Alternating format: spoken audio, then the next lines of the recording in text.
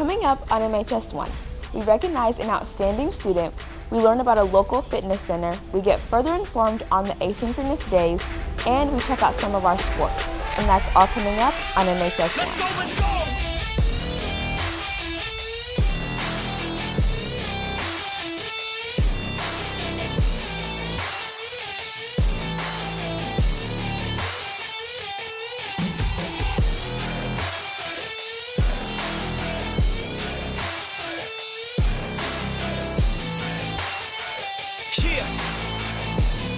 Let's go! Let's go! Good morning, McKinney High School. Today is Friday, February 5th. I'm Rocco Pisano, that was Nia Harmon, and you're watching MHS1. One of our local fitness centers have changed multiple rules due to the new strand of COVID-19.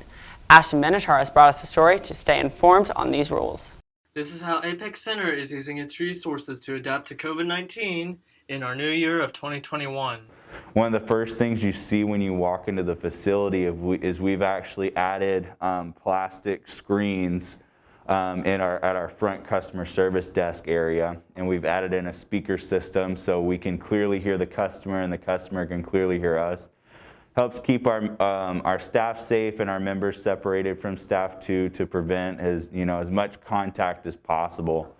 You can see that we've spaced out our equipment a little bit. We have signs for clean me and ready for use. So when someone is done with a piece of equipment, they have a card that says clean me, and we have extra fitness attendants that work the floor now who go and wipe down the equipment for the member. Someone can be put on a waiting list, and usually they're not on a waiting list for more than 10 minutes. So like our outdoor pool hit its limit a couple of times in the summer. If you need any more information on how Apex Center is using its resources to adapt to the COVID-19 virus, please go to mckinneytexas.org. This has been Ashton Benatar reporting for MHS1. You might have heard about the new Asynchronous Days here at McKinney High School. Charles Prindiville answers a few of our questions on what they are and how they affect us. Last Monday, all students spent their day online, but this time without Zoom. Let's see what our students and staff had to say about it. So during this pandemic, the TEA, which is the Texas Education Agency, has been looking for opportunities for a little bit of relief for our teachers and for the whole virtual co-teaching, whether it's asynchronous or synchronous days. So in December, the TEA passed an opportunity for us to have 5 waiver days. At the last board meeting, the school board in executive session sat down and they said, what are the benefits of teachers being able to teach at school and do that asynchronously? I think that they're a really good idea because leaving us at home so we're not interacting with each other as much as possible is a really good idea, but I feel like so many kids already don't turn things in when they're at home, so I feel like without having Zoom, people just aren't going to turn anything in. It can be a burden on some families that don't necessarily have childcare for their kiddos, so that's the one negative that I see in this. The tremendous positive, I consider for sure our teachers as frontline workers. Teachers are burdened by the potential of getting sick from other people. And also the fact that we are asking our teachers to be virtual and face-to-face teachers. It is mentally and physically taxing for them. So I applaud our superintendent and our board for giving our teachers an opportunity to reset on these days. We do have February 16th, March 15th, and April 12th. This has been Charles Prindiville reporting for MHS1. Although many of our sports are not in season, our athletes are still keeping active. Alex Knight and Kevin Young give us a story on what these athletes have been doing during the off-season. Well, most athletes are in off-season. They're still grinding and getting ready for next year. Some athletes are even staying active by playing sports like track. As the head coach of the football team, we're starting to look at building our football team for the next year. A big part of what we're doing in that process is trying to develop strength and conditioning. We're wanting our kids to become not only physically stronger, in better condition, but mentally stronger and better condition mentally as well. We believe in playing multiple sports as an advantage to a young student athlete. I think there's so much to gain from being able to compete in a sport year-round.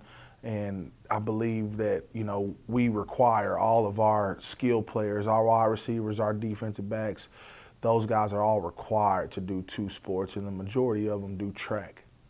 Well, in track, it's a lot of form running with big arms, going cheek to cheek, and emphasizing on knee drive, especially when I have the ball, getting through the holes, picking my knees up so nobody tackles me. In the off season, mostly just strength and speed training, just trying to be the best athlete I can be. I feel like athletes are starting to realize that it doesn't matter what sports you play, you're going to have to be able to move, and obviously speed, power, explosiveness, it relates and it correlates to every single sport that's out there. So definitely I would say you see a lot of those football players will come out to track. You know, if obviously not just to be successful in track, but they also know that it's going to help them in the fall next season. This has been Alex Knight and Kevin Young reporting for MHS1.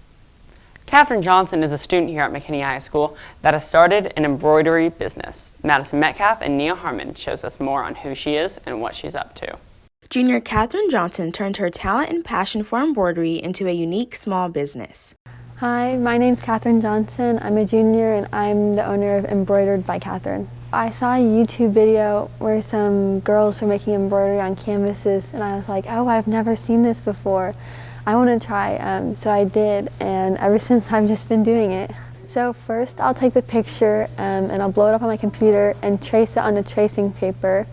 Then I'll lay the paper over the canvas and poke holes in it, and then I'll go through with the needle and thread and go between the holes and actually embroider it. I think I enjoy just seeing like the beginning picture and then the final product and just knowing like I did that and it's something cool. Catherine's custom pieces have served as sentimental gifts for students and their families.